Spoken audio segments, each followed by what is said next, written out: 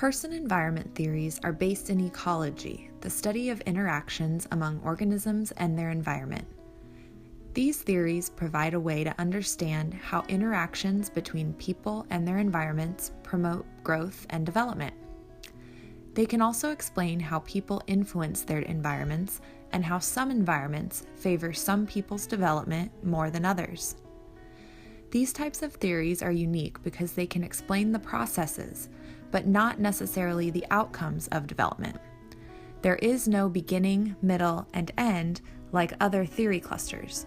Rather, they provide ways to understand how those outcomes may be achieved. They answer the why and the how of student growth, not the what. Specific to student affairs, ecological theories and models can be used to understand how student development may occur and how we can shape our campus environments to encourage growth and development. Because of this, these types of theories can be considered integrative because of how they account for many different contexts for the development of the whole person.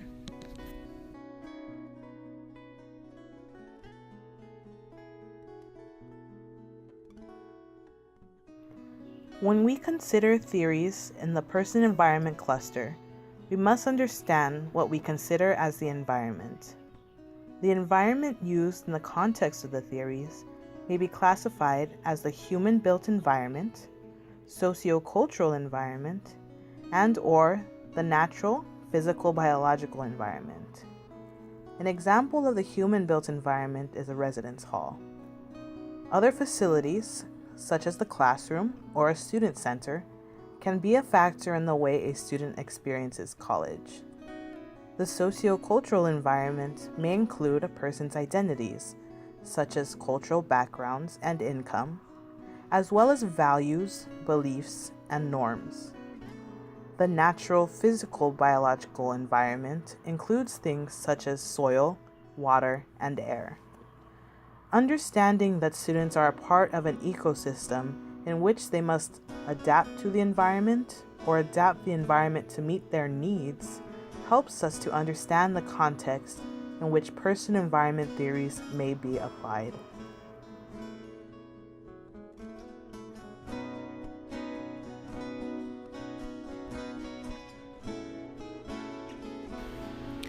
Bronfenbrenner developed the ecological systems theory.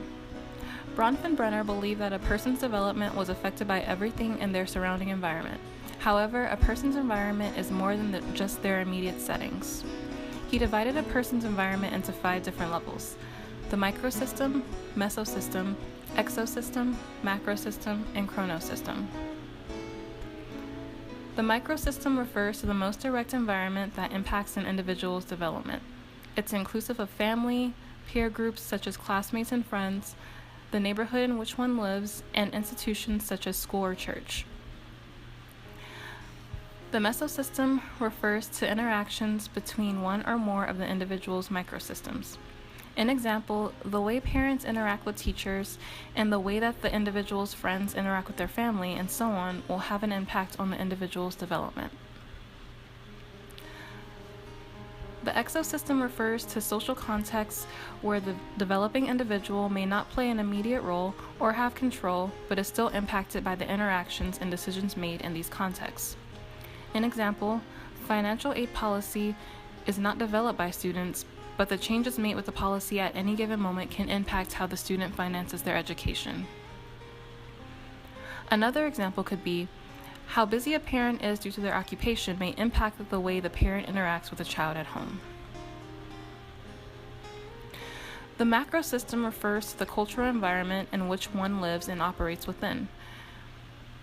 This includes cultural norms, values, beliefs, or expectations based on ethnicity, race, or religion, socioeconomic status, political systems, and lifestyles.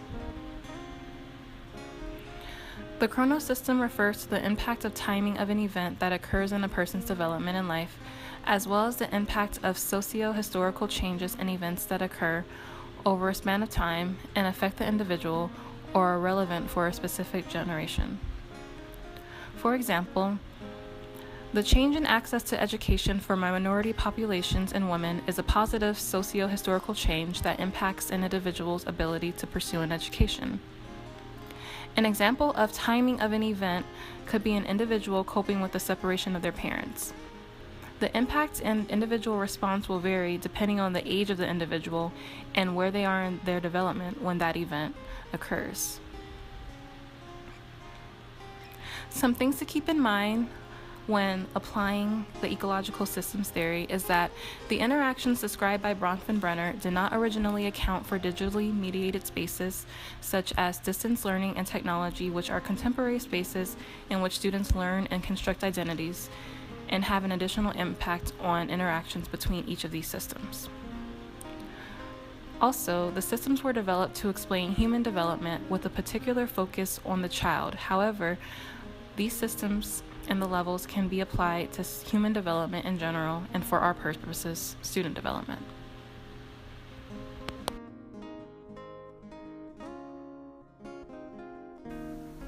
Abraham Maslow's 1943 hierarchy of needs is a 5-tier model of human needs, often depicted in increasing order within a pyramid.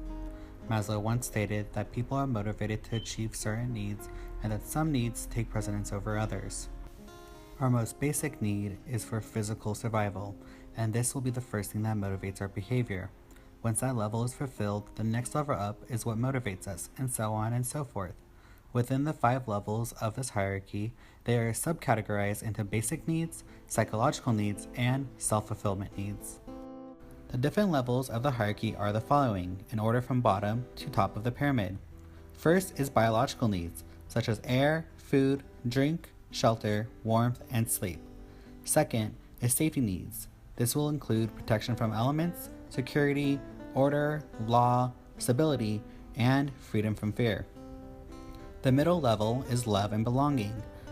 This can be categorized with friendship, intimacy, trust, receiving and giving affection, and is often affiliated with being part of a group, such as family, friends, and work atmospheres. The fourth level is esteem needs. This comes from achievement, mastery, independence, status, dominance, prestige, self-respect, and respect from others. The top level is self-actualization. This is realizing one's full potential, self-fulfillment, seeking personal growth, and the peak of experiences.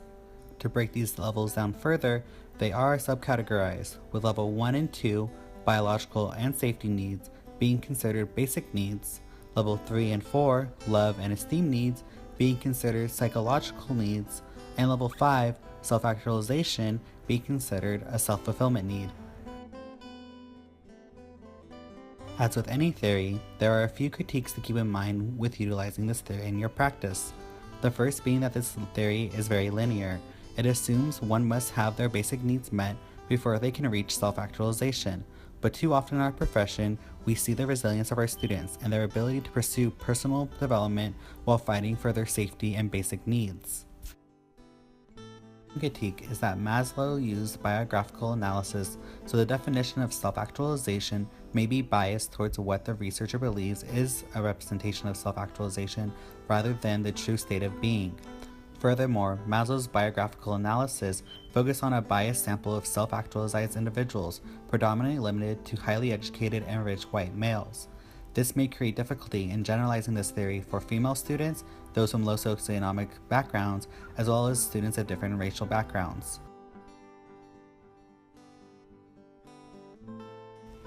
Lewin's equation was first presented in his book, Principles of Typological Psychology in 1936. The formula states that the behavior is a function of the person and their environment. B is behavior, P is person, and the E is the environment. This equation is directly related to Lewin's field theory. His field theory is centered around the idea that a person's life space determines their behavior. Thus, the equation was also expressed as behavior is a function of the life space. In Lewin's book, he first presented the equation as behavior is a function of the whole situation. He then extended his original equation by suggesting that the whole situation could be roughly split into two parts, the person and the environment. According to Lewin, social behavior in particular was the most psychologically interesting and relevant behavior. His field theory holds that a number of different and competing forces combine to result in the totality of the situation. A single person's behavior may be different in unique situations, as they are acting partly in response to these differential forces and factors. For example, environment. A physically identical environment can be psychologically different even for the same person in different conditions. Similarly, two different individuals placed in exactly the same situation will not necessarily engage in the same behavior. Lewin held that the variables in the equation, for example P and E, could be replaced with specific, unique situational and personal characteristics of the individual. As a result, he also believed that his formula, while seemingly abstract and theoretical, had distinct concrete applications for psychology. For this reason, Lewin holds that the person must be considered in conjunction with the environment. P consists of the entirety of a person, their past, present, future, personality, motivations, and desires. All elements within P are contained within the life space, and all elements within P interact with each other.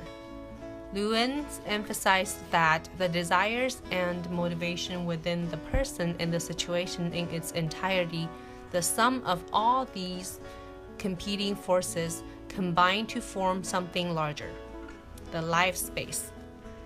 This notion speaks directly to the idea that the whole is greater than the sum of its parts.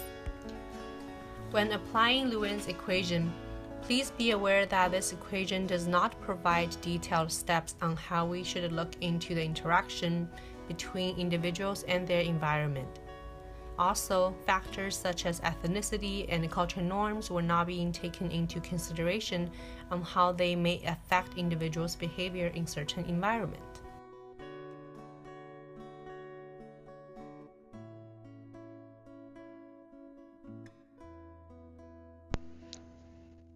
Here are a few of the takeaways of the person-environment cluster.